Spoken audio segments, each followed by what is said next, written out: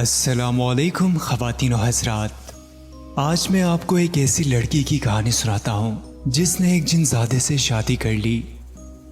میں بھی شروع میں زمانے جدید کے کچھ لوگوں کی طرح وجود جنات کو مذاق سمجھتی تھی، کیونکہ 21ویں صدی کے ترقی یافتہ دور میں یہ سب بکواس لگتا ہے۔ مگر ایک واقعے نے میری سوچ کو بدل دیا اور میں جنات کی موجودگی کی قائل ہو گئی۔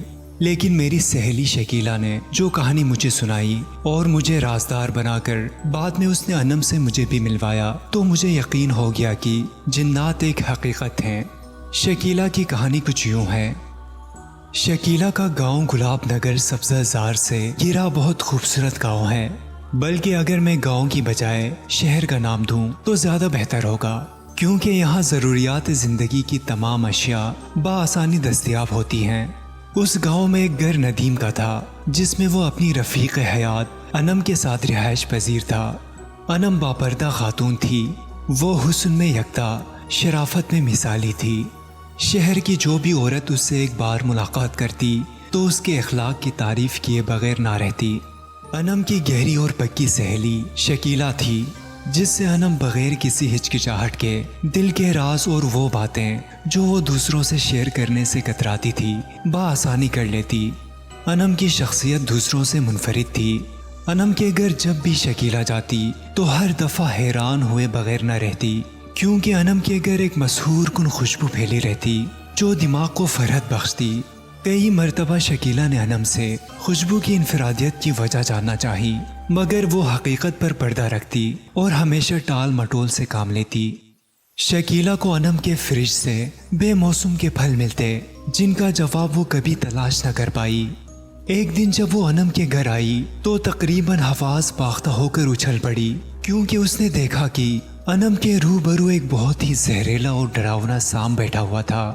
انم بھی اس سانپ کی آنکھوں میں آنکھیں ڈالے آس پاس سے بے خبر دیکھے جا رہی تھی۔ دونوں کی کیفیت کچھ ایسی تھی جیسے وہ دونوں ایک دوسرے سے محو گفتگو ہوں۔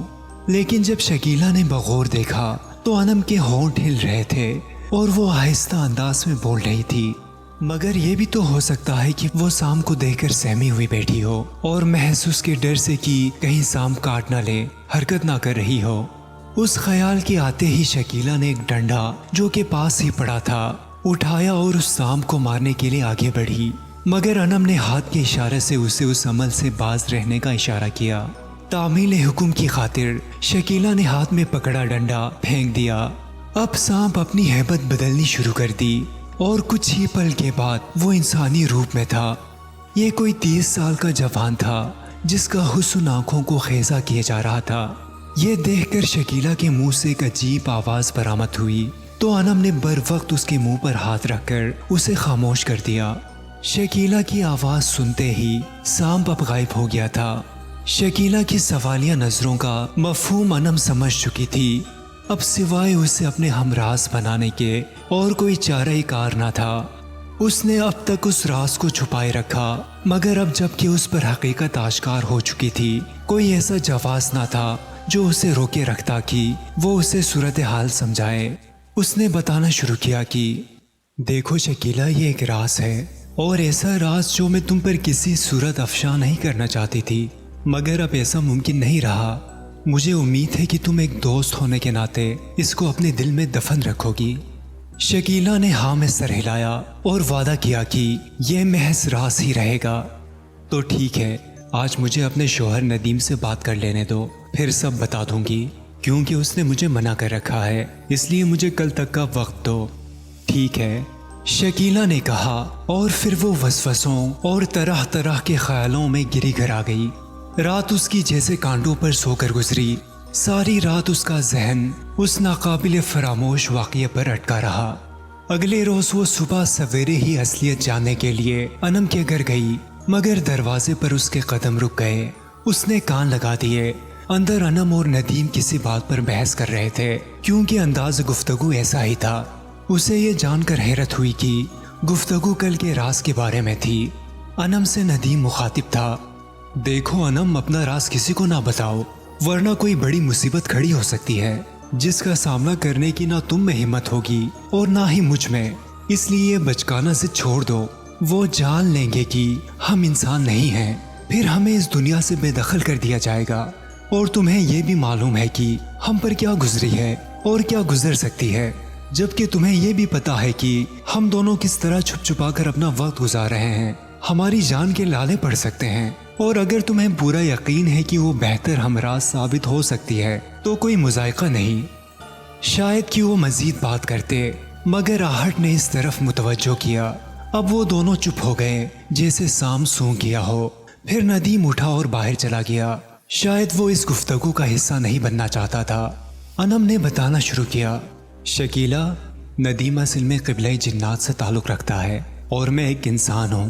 انم کی بات سن کر شکیلہ کو خاص تشویش نہیں ہوئی، کیونکہ یہ حقیقت شکیلہ کچھ دیر پہلے سن چکی تھی۔ انم نے پھر بتانا شروع کیا، میں پاگل لڑکی تھی، میرا مشغلہ فقط بانسری بجانا تھا۔ کم عقل ہونے کی وجہ سے ہر ایک میری نادانی سے فائدہ اٹھاتا۔ عورتیں مجھ سے گھر کے سارے کام کرواتی اور بدلے میں ایک آدھ روٹی مل جاتی۔ لڑکے بھی کوئی موقع ہاتھ سے نہ جانے دیتے، ہر کوئی میرے ساتھ چھیڑ چھاڑ کرتا، لیکن مجھے کوئی پرواہ نہ ہوتی کیونکہ میں جو عقل سے آ رہی تھی۔ پھر ایک دن گاؤں والوں نے متفقہ طور پر فیصلہ کیا کہ مجھے گاؤں سے باہر نکال دینا چاہیے، کیونکہ ان لوگوں کے بقول میں ان کی عزت خراب کرنے کا موجب تھی۔ مجھے برا بلا کہہ کر تشدد کیا گیا اور مجھے گاؤں بدر کر دیا گیا۔ میں گاؤں کے باہر آموں کے باغ میں جا بیٹھی۔ بھوک پیاس سے مجھے اپنے شکنجے میں جکڑ لیا تھا۔ ہمت جواب دے گئی، نقاہت سے میں بے حال ہو گئی۔ اس وقت میری خبر گیری صرف اللہ کی ذات کرتی تھی۔ ہوش حواس سے بیگانہ پڑی رہی، لیکن بانسری بجانے کا میرا عمل نہ رکا۔ دوسری روز میں گرتی پڑتی اٹھی اور آموں کے باغ سے نکل کر ایک طرف بڑھنے لگی، اور پھر میں اس طرح ویرانے میں جا پہنچی جہاں جنوں کا قبیلہ آباد تھا۔ ویسے جنات کون سا نظر آتے ہیں، وہ تو ایک طرح کی ہوا ہوتے ہیں۔ بس ایک درخت سے ٹیک لگا کر بیٹھ گئی۔ شام ڈھلنے والی تھی، پھر آہستہ آہستہ رات نے بھی اپنے پنجے گاڑنا شروع کر دیے۔ اب روشنیاں بھی ظاہر ہو گئیں۔ یہ جنات کے مکان تھے۔ جس درخت کے نیچے میں ٹیک لگائی بیٹھی تھی، اس پر ایک جن بیٹھا تھا۔ وہ قبیلے کا سردار تھا۔ کچھ دن بعد اس کی بیٹی کی شادی تھی۔ وہ اس شادی میں کسی ایسے ساز کی تلاش میں تھا جسے سن کر سب حیران رہ جائیں۔ اس نے جب مجھے بانسری بجاتے سنا تو اس کی تلاش مجھ پر ختم ہو گئی۔ اسے میرا بانسری بجانا بہت پسند آیا۔ وہ درخت سے اترا اور چلتا ہوا میری طرف آیا۔ میں اس کے وجود سے بے خبر تھی کہ پھر اچانک مجھے اپنے قریب دلکش محسور کن خوشبو محسوس ہوئی، جسے سونگتے ہی میں ہوش کی دنیا سے بیگانی ہوتی چلی گئی۔ وہ مجھے اٹھا کر اپنے قبیلے میں لے گیا۔ ہوش میں آئی تو جنوں کی یہ دنیا بھی مجھے اپنی ہی دنیا کی طرح لگی۔ میں نے یہاں بھی اپنا مشغلہ نہ چھوڑا۔ بانسری میرے ہاتھ میں ہی تھی۔ میں نے منہ سے لگایا اور ساز بکھیرنا شروع کر دیا۔ آج اس جن کی بیٹی کی شادی تھی اور مجھ سے کام لیا جا رہا تھا۔ میں تمام حالات اور واقعات سے بے نیاز تھی، بس اپنی ہی دنیا میں مست تھی۔ شادی میں شریک سے بھی مہمانوں کو میری بانسری کی آواز بہت پسند آئی۔ سب لوگ اش اش کر اٹھے۔ انہوں نے میرے اوپر سونے کے سکوں کی برسات کی، لیکن یہ سب میرے لیے بے قیمت تھے۔ میں نے ان کی طرف خاص توجہ نہ دی، اپنی دھن میں مگن رہی۔ بارات میں شریک ایک جن میری سادگی دیکھ کر دنگ رہ گیا، کیونکہ میں ان سب سے بے رغبتی برت رہی تھی۔ میری اداسی اس کو بھا گئی۔ شادی کے بعد وہ مجھے ایک جگہ لے گیا تھا۔ اس نے مجھے سامنے بٹھایا اور پیار کا اظہار کرنے لگا۔ میں بس ہوں ہاں کرتی رہی۔ اس سے میرا انداز گفتگو مشکوک کر گیا۔ وہ مجھے لے کر جنوں کے ایک بڑے عامل کے پاس لے گیا تو عامل نے میرے پاگل پن کا انکشاف کیا، تو اس رحم دل جن نے عامل سے درخواست کی کہ وہ مجھے ٹھیک کر دے۔ چنانچہ میرا علاج شروع ہو گیا۔ میں رفتہ رفتہ ٹھیک ہونے لگی۔ جب میں مکمل صحت یاب ہو چکی تب مجھے خبر ہوئی کہ میں انسانوں کے درمیان نہیں ہوں بلکہ جنوں کی دنیا میں ہوں، اور ایک رحم دل جن نے میرا علاج کرایا ہے، اور مجھ دکھیاری پر رحم کھاتے ہوئے جس نے علاج کرایا ہے وہ ندیم ہے۔ اس نے مجھے ایک جگہ چھپا کر رکھا ہوا تھا اور میری ذات کا علم اسے یا علاج کرنے والے عامل جن کو تھا۔ اس نے میرا علاج تو کروا دیا لیکن میرے دل میں جگہ نہ بنا سکا۔ میں اس بات سے خوفزدہ تھی کہ میں ایک جن کے ساتھ ہوں۔ چند اور جنات کو بھی محسوس ہو گیا کہ ایک انسان ہم میں موجود ہے۔ انہوں نے مجھے اس دنیا سے باہر نکالنے کا طے کر لیا۔ پھر ایک رات جب میں اکیلی تھی، 5 جن آئے ندیم اس جگہ موجود نہیں تھا۔ انہوں نے مجھے اٹھایا۔ میں خوف زدہ تھی۔ ایک ڈر تھا کہ کہیں یہ مجھے مار نہ ڈالیں۔ ادھر ندیم کو بھی کسی طرح پتا چل گیا کہ میرے ساتھ کیا حادثہ ہونے والا ہے۔ وہ فوراً سے پہلے ان کے سامنے آن کھڑا ہوا اور گڑ گڑاتے ہوئے اس نے ان سب سے التجا کی کہ وہ مجھے نقصان نہ پہنچائے، وہ مجھے انسانوں کی دنیا میں چھوڑ دے گا۔ یہ سن کر ان جنات نے مجھے کچھ نہ کہا اور ندیم کی بات مان کر وہ واپس چلے گئے۔ وہ مجھے وہاں سے پھر ایک جگہ لے گیا۔ میرے دل میں بھی اس کے لیے ہمدردی ہونا شروع ہو گئی اور میں بھی اس سے پیار کرنے لگی۔ البتہ اس واقعے سے بہت ڈر گئی تھی۔ میں نے ندیم سے کہا، مجھے اس دنیا میں نہیں رہنا پلیز، انسانی دنیا میں مجھے چھوڑ دو۔ ندیم میری کیفیت سمجھ گیا۔ اس نے اس معاملے میں اپنے باپ سے بات کی۔ اسے امید تھی کہ شاید اس کا باپ اس کی مدد کرے گا اور ہم دونوں کی شادی کروائے گا، مگر اس کے باپ نے اس ڈر سے کہ کہیں کوئی انہونی نہ ہو جائے سیدھا بڑے سردار کے پاس گیا اور سب کچھ بتا دیا۔ یہ سن کر سردار بہت برہم ہوا کہ ایک انسان اور ایک جن کا ملاپ ممکن نہیں، کیونکہ آگے نسل کا معاملہ درپیش ہوگا۔ اور پھر سردار جن نے ندیم کے باپ کو سخت الفاظ میں تنبیہ کی کہ ندیم مجھ کو چھوڑ دے، مگر ندیم نے سردار کی بات ماننے سے انکار کر دیا اور سر عام سب کے سامنے کہا کہ میں اس لڑکی انم سے ہی شادی کروں گا۔ ندیم کی بات سن کر سب میں اشتعال پھیل گیا اور پھر ہم دونوں کو جیل میں ڈال دیا گیا اور بہت سخت اور کڑی سزائیں دینا شروع کر دی۔ ندیم کی محبت پاکیزہ اور حقیقی تھی۔ وہ اپنی ضد پر اڑا رہا۔ لاکھ جتن کے بعد وہ ہمیں جدا نہ کر سکے۔ ایک رات وہ جن جو مجھے اپنی بیٹی کی شادی پر بانسری بجانے کے لیے اپنے گھر لے گیا تھا، وہ اس جگہ آن پہنچا۔ اس نے ہم کو جیل سے فرار کروا کر ایک خفیہ مقام تک پہنچا دیا اور کہا کہ صبح ہوتے ہی اس دنیا سے بہت دور نکل جاؤ ورنہ وہ تمہیں مار ڈالیں گے۔ ہم دونوں صبح سویرے وہاں سے فرار ہو گئے۔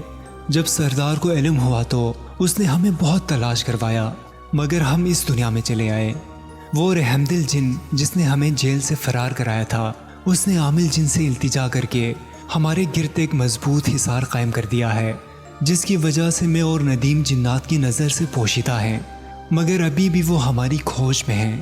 میں اللہ سے ہر روز دعا کرتی ہوں کہ وہ کبھی اپنے مقصد میں کامیاب نہ ہو سکے، کیونکہ اگر انہوں نے ہمیں ڈھونڈ لیا تو وہ ندیم کو پکڑ کر لے جائیں گے۔ اور تم نے جس سام کو دیکھا ہے، یہ وہی رحم دل جن ہے جس نے ہمیں جیل میں بچایا تھا۔ یہ اکثر ہم سے ملنے آتا رہتا ہے اور حالات سے باخبر رکھتا ہے۔ میں اللہ کی ذات سے پر امید ہوں کہ اللہ تعالیٰ ضرور کوئی نہ کوئی حل نکال دے گا، یا پھر جو قسمت میں ہے وہ پورا ہو کر رہے گا۔